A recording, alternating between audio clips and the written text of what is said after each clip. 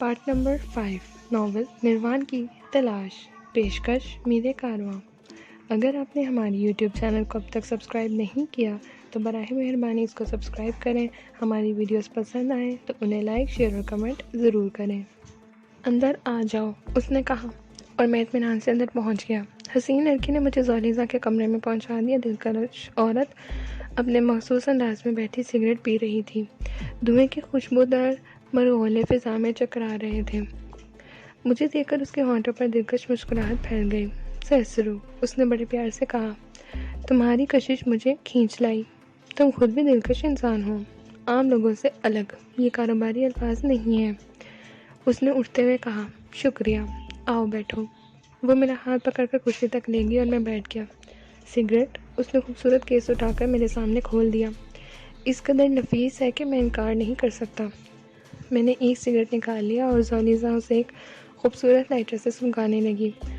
میں اس کے جھکے ہوئے سر پر جھومتے ہوئے حسین بالوں کو دیکھنے لگا۔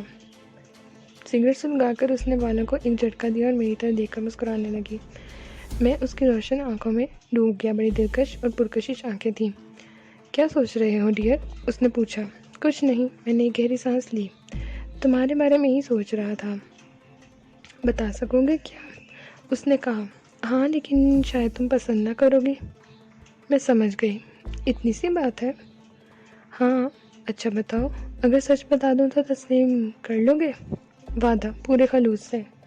میں نے مسکراتے ہوئے کہا، میرے بارے میں سوچ رہے تھے، میرا چہرہ، مہرہ، میری چال ڈھال۔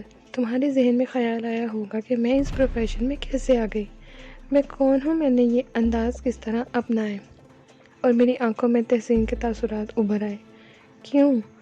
اس نے ایک ادا سے گردن ٹیڑھی کر کے پوچھا۔ میں تمہاری قیافہ شناسی کا معترف ہوں، لیکن کیا میرے ذہن میں پیدا ہونے والے سوالات کا جواب بھی مل سکے گا؟ کیا حرج ہے، اب تو میں رہا ہوں۔ سنو، میں ایک ڈیوک کی لڑکی ہوں۔ میرا باپ ایک نیک نام انسان ہے، لیکن میرے اور اس کے خیالات میں تضاد تھا۔ میں اس سے اختلافات رکھتی تھی، اور جب ایک محفل میں نے اپنے محبوب کا بوسہ لے لیا تو وہ میرا دشمن ہو گیا۔ اس نے میرے محبوب کے دونوں ہونٹوں کٹوا دیے اور پھر اسے گولی مار دی۔ مجھے بھی وہ کوئی بڑی سزا دینا چاہتا تھا، لیکن نہ دے سکا اور مجھے فرانس چھوڑ کر آنے پر مجبور کر دیا۔ تب میں نے بھی اسے انتقام لینے کا فیصلہ کیا۔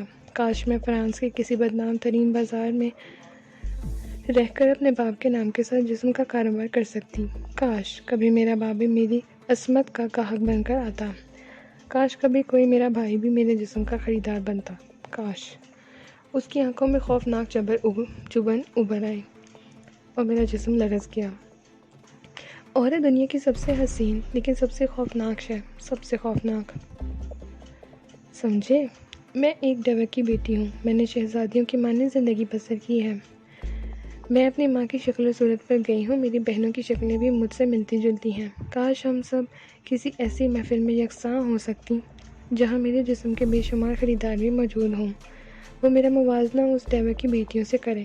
اور وہ شدید جذبات سے لرز رہی تھی، اور پھر وہ خاموش ہو گئی۔ اس نے کرسی کی پشت سے گردن ٹکا دی، آنکھیں بند کر لی۔ میں اس کے چہرے کو دیکھ رہا تھا۔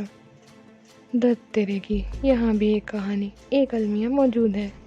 چند منٹ کے بعد اس نے آنکھیں کھولی اور خشک ہونٹوں پر زبان پھیرتے ہوئے تالی بجائی۔ فوراً دونوں خادمائیں اندر آ گئیں۔ لاؤ، زولیزا نے عجیب انداز میں کہا، اور وہ دونوں چھپاک سے باہر نکل گئیں اور پھر بہت جلد واپس آ گئیں۔ ان کے ہاتھوں میں شراب کی ٹرے تھی۔ بناؤ، زولیزا نے پھر کہا، اور لڑکیاں گلاس بنانے لگیں۔ پھر انہوں نے ایک گلاس میرے سامنے رکھ دیا، دوسرا زولی کے خود سنبھال لیا۔ جاؤ، تم جاؤ، وہ پھر بے صبری انداز میں بولی۔ وہ دونوں لڑکیاں گردن جھکائے باہر نکل گئیں۔ زولی شراب کے بوتل پر ٹوٹ پڑی تھی، اس بھیانک انداز میں پی رہی تھی کہ بڑے بڑے پیکروں کو مار دے دیتی۔ مجبوراً مجھے اس کے ہاتھ سے بوتل لینی پڑی۔ متعلقہ کے انداز میں مسکراتی۔ میں اب ٹھیک ہوں، اس نے کہا، اور پھر میں پلٹ رہا تھا کہ اس نے پیچھے سے مڑ کر پکڑ لیا۔ آؤ بیڈ روم میں چلیں، میں خود کو بھول جانا چاہتی ہوں، آؤ۔ اور میں نے اسے اپنے دونوں ہاتھوں میں اٹھا لیا۔ اس نے اپنی سفید باہیں میری گردن میں حمائل کر دی اور گردن اس طرح لٹکا لی جیسے بے ہوش ہو گئی ہو۔ بے ہوش لڑکی کو میں نے اس کے بستر پر ڈال دیا اور وہ ساکت و جامد پڑی رہی۔ نہ جانے اس کے چہرے پر کیسے تاثرات تھے، میں انہیں مناسب الفاظ نہ دے سکا تھا۔ رات کا نہ جانے کون سا پہر تھا، مکان کے بیرونی دروازے پر جیسے ہتھوڑوں کی ضربیں پڑ رہی تھیں۔ میں ہڑبڑا کر اٹھ گیا۔ زولی بھی جاگ گئی۔ اس نے ہاتھ بڑھا کر لیمپ روشن کر لیا اور عجیب سی نگاہوں سے دروازے کی طرف دیکھنے لگی۔ ضربیں بدستور پڑ رہی تھیں اور پھر ایک وحشیانہ آواز سنائی دی، ہے زولیزا! اور زولیزا کے بدن کو جیسے کرنٹ لگ گیا۔ ارے اوہ، کیا ہوا زولی؟ میں نے پوچھا، اور وہ اس طرح چونک پڑی جیسے میری موجودگی ہی بھول گئی ہو۔ تم اوہ پلیز ہری اپ، آؤ جلدی، اوہ جوتے پہنو، وہ رونے والے انداز میں بولی۔ مگر ہوا کیا؟ میں نے جلاتے ہوئے انداز میں کہا۔ ارے جلدی کرو، وہ مجھے دھکا دیتے ہوئے بولی۔ میں نے ناچار تیاری کر لی۔ وہ میرا بازو پکڑ کر مجھے دھکیلتی ہوئی لائی اور مکان کے عقبی حصے میں لے گئی۔ پلیز میں تمہارے ہاتھ جوڑتی ہوں، مجھے معاف کر دینا۔ وہ 3 روز کے بعد پھر آنا، مجھے معاف کر دینا۔ اس نے ایک دوسرے دروازے کی طرف اشارہ کیا۔ لیکن پلیز وہ گڑ گڑائی، اس راستے سے نکل جاؤ زولی۔ ارے جلدی جاؤ، اسے غصہ آ گیا تو جلدی جاؤ۔ وہ کون ہے آخر؟ میں نے سخت لہجے میں پوچھا۔ تھامسن ہے، جلدی کرو۔ اوہ، میرے لہجے میں سینکڑوں گراہٹیں تھیں۔ تھامسن۔ دل نے بہت سی خواہشات ظاہر کی لیکن مصلحت مانے ہوئی اور میں نہایت خاموشی سے باہر نکل آیا۔ یہ بات آج تک دل میں کھسکتی ہے کہ اس وقت زولیزا نے مجھے بزدل سمجھا ہوگا۔ اس نے سوچا ہوگا تھامسن کا نام سنتے ہی میں کان دبا کر بھاگوں گا۔ بہرحال میں 5 سے چلا گیا۔ دوسرا دن میں نے لوگوں کی نگاہوں سے بچتے ہوئے گزارا۔ تھامسن پیگوڈے کا بے تاج شہنشاہ تھا۔ دن میں عجیب مناظر دیکھنے میں آتے۔ تھامسن اور اس کے ساتھی پورے کیمپ میں دن دناتے پھرتے رہے۔ جہاں سے پایا لوٹا، جہاں کوئی لڑکی پسند آئی اسے برہنہ کر دیا۔ فحش مذاق، کہکہے، چیخیں، توڑ پھوڑ، ہر شخص سہما ہوا تھا، ہر شخص دبکا ہوا تھا۔ میں ساری صورتحال دیکھ رہا تھا اور میرا ذہن بہت سے فیصلے کر رہا تھا۔ ظاہر ہے یہاں کے لوگ اس سے خوش نہ ہوں گے اور یہ عمدہ بات ہے کہ میرے کام کی۔ دوپہر کے بعد ایک عجیب مناظر دیکھے۔ ایک میدان میں بہت سے لوگ جمع ہو رہے تھے۔ اسی میدان میں 10-12 سہمی ہوئی لڑکیاں لائی گئیں۔ یہ سب کیمپ میں کام کرنے والی ہپی لڑکیاں تھیں۔ میرے خیال میں کیمپ کی خوبصورت لڑکیوں کا انتخاب کیا گیا تھا۔ میں بھی لوگوں کے ہجوم میں ذرا پیچھے کھڑا ہو گیا۔ تھامسن سب سے آگے کھڑا ہوا تھا۔ پھر 4-5 آدمی چمڑے کے کوڑے لیے ہوئے میدان میں آ گئے۔ انہوں نے کوڑے لہرا کر لڑکیوں سے لباس اتارنے کے لیے کہا۔ خوفزدہ لڑکیوں کی چیخیں نکل آئیں۔ تب وہ لوگ انہیں کچھ سمجھانے لگے۔ 2-4 لڑکیوں نے فوراً ان کی بات مان لی۔ جس نے حیل و حجت کی اس کے بدن پر سرخ دانے پڑ گئیں، یہاں تک کہ لڑکیاں لباس سے عاری ہو گئیں۔ سب کی سب سفید نسل کی تھیں۔ ممکن ہے یہ ان کے لیے کوئی بڑی بات نہ ہو۔ ہاں، وہ خوفزدہ ضرور تھیں۔ تب وہ ایک لائن میں کھڑی ہو گئی اور تھامسن نے پستول نکال لیا۔ کیا کر رہا ہے یہ بغیرت انسان؟ یہاں کوئی بھی نہیں ہے جو اسے گولی مار دے، میں نے دل میں سوچا۔ لیکن مجھے تو سبھی خوش نظر آ رہے تھے۔ سبھی کے ہونٹوں پر رال بہہ رہی تھی۔ سبھی مسکرا رہے تھے۔ اور پھر تھامسن نے پستول کی نال اوپر کر کے فائر کر دیا اور لڑکیاں دوڑ پڑیں۔ یہ برہنہ ریس تھی۔ لڑکیاں ایک طویل دائرے میں بھاگ رہی تھیں اور چاروں طرف سے سسکاریاں ابھر رہی تھیں۔ یہ ریس اس وقت تک جاری رہی جب تک آخری لڑکی بھی گر نہ گئی۔ پورے میدان میں برہنہ لڑکیاں پڑی تھیں۔ تب وحشی آگے بڑھے اور انہیں بازو سے پکڑ کر گھسیٹتے ہوئے لے آئے۔ تھامسن انعام کے طور پر انہیں 400 دوسری نشہ اشیاء دے رہا تھا۔ دوسرا پروگرام کشتی کا تھا، لڑکیوں کی کشتی۔ اس کے لیے لڑکیوں کے جوڑوں کا انتخاب کیا گیا۔ چنانچہ فن کشتی سے ناواقف لڑکیاں لباس اتار کر ایک دوسرے سے نبرد آزما ہو گئی۔ بال کھینچے گئے، چہرے نوچے گئے۔ بہت سی لڑکیاں زخمی ہوئیں۔ جیتنے والیوں کو 400 روپیوں کی دوسری نشہ آور اشیاء انعام میں دی گئی۔ یہ وحشیانہ کھیل شام تک جاری رہا اور پھر تھامسن کا دل اسے اکتا گیا۔ مجمع منتشر ہو گیا اور تھامسن بھی شاید زولیزا کے یہاں آرام کرنے چلا گیا۔ دوسری صبح جب میں سو کر اٹھا تو تھامسن اور اس کے ساتھی واپس جا چکے تھے۔ کیمپ پر اداسی تھی، سب کے چہرے ستے ہوئے اور لٹکے ہوئے تھے۔ کوئی زور سے بول بھی نہیں رہا تھا۔ ہاں، کہیں سے رونے کی آواز ابھرتی اور پھر معدوم ہو جاتی۔ میں نے پورے کیمپ کا گشت کیا اور پھر میرا رخ زولیزا کی طرف گیا۔ دستک دینے پر ملازماؤں نے دروازہ کھولا۔ ان کے چہرے بھی اترے ہوئے تھے۔ پلیز، مدام زولیزا سو رہی ہیں، رات کو آنا۔ میں کہہ دوں گی لیکن آج مدام تمہیں وقت نہ دے سکیں گی۔ ملازمہ نے تھکے تھکے انداز میں کہا۔ کیوں؟ تھامسن آیا تھا نا؟ میں نے گہری سانس لی اور پھر میں وہاں سے چلا گیا۔ تھامسن تھامسن تھامسن، چاروں طرف ایک ہی نام تھا۔ میرے ہاتھوں میں کھجلی ہو رہی تھی۔ تھامسن کو تو میں زولیزا کے ہاں ہی ختم کر سکتا تھا، لیکن اس کے بعد کے حالات خطرناک ہو جاتے۔ کچے کام کرنے سے کیا فائدہ؟ چنانچہ مجھے سردارے کی واپسی کا انتظار تھا۔ رات کو کشمکش میں مبتلا ہو گیا، زولیزا کے ہاں جاؤں یا نہ جاؤں، لیکن کروں بھی کیا؟ چلا جائے، یہ وقت تو گزرنا ہی ہے۔ اور میں زولی کے مکان میں پہنچ گیا۔ ملازماؤں نے حیرت انگیز طور پر میرا استقبال کیا تھا۔ معاف کر دیجیے جناب، مدام زولیزا نے جب سنا کہ آپ آئے تھے اور ہم نے آپ کو واپس کر دیا تو سخت ناراض ہوئی۔ ہم معافی چاہتے ہیں۔ کوئی بات نہیں، میں نے کہا۔ براہ کرم مدام سے ہماری معذرت کے بارے میں بتا دیں۔ میں بتا دوں گا، میں نے کہا اور زولیزا کے کمرے کی طرف چل پڑا۔ زولیزا ایک آرام کرسی پر دراز کوئی رسالہ دیکھ رہی تھی۔ آہٹ پر اس نے میری طرف دیکھا اور اس کے چہرے پر مسکراہٹ پھیل گئی۔ آؤ سیسرو، آؤ ڈیئر، میں تمہارا انتظار کر رہی تھی۔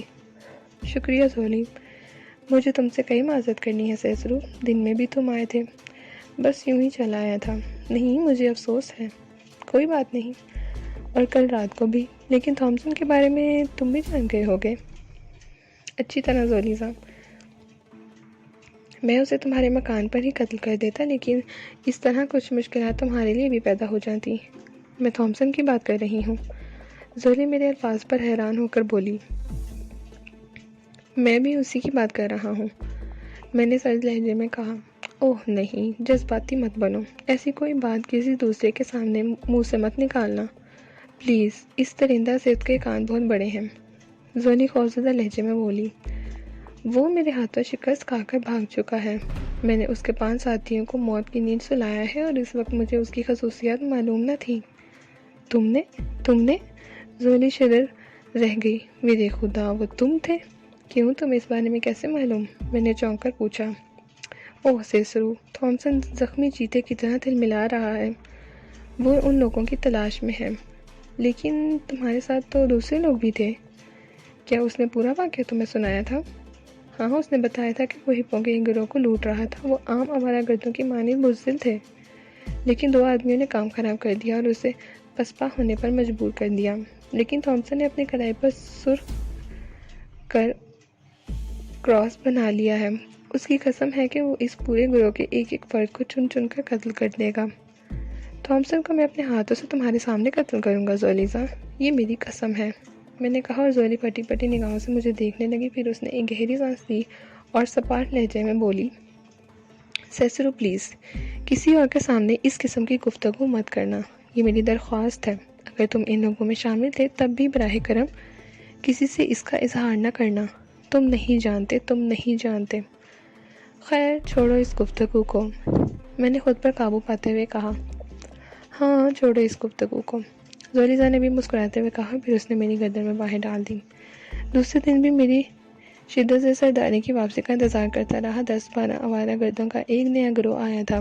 یہ کوئی خاص بات نہیں تھی، اتنے بڑے کیمپ میں درجنوں افراد آتے رہتے تھے۔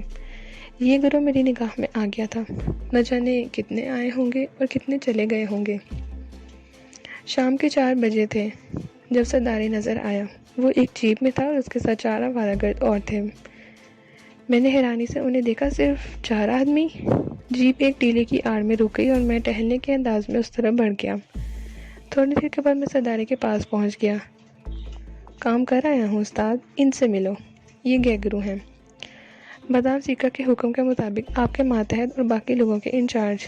مگر کتنے لوگ ہیں سردارے؟ تقریباً 40 لڑکے استاد، مدام کے کہنے کے مطابق بہترین لڑاکے ہیں۔ اوہ، باقی کہاں ہیں؟ سب تھوڑے تھوڑے کر کے پہنچ گئے ہیں۔ مدام نے آپ کے لیے ایک تحفہ بھی بھیجا ہے۔ کیسا تحفہ؟ یہ استاد، سرداری نے اپنے لباس سے ایک چوکور بکس نکال کر میرے سامنے رکھ دیا۔ میں نے بکس لے کر دیکھا، ساخت کے اعتبار سے ٹرانسمیٹر معلوم ہوتا تھا۔ ٹرانسمیٹر ہے؟ ہاں استاد، اس سے مدام سے بآسانی گفتگو ہو سکتی ہے۔ آج 9 بجے وہ آپ کو کال کریں گی۔ یہ بہت عمدہ ہوا سردار، ونڈرفل، بہت عمدہ کام ہوا ہے۔ اسلحے کی کیا پوزیشن ہے؟ 20 ٹین گنیں، دستی بموں کی 1 پیٹی، پستولیں سب کے پاس ہیں، سردارے نے جواب دیا۔ خوب، میں نے دل ہی دل میں خواہش کرتے ہوئے کہا۔ بس تو سردارے، ان لوگوں سے کہو کہ فی الحال آرام کریں، بہت جلد انہیں تکلیف دی جائے گی۔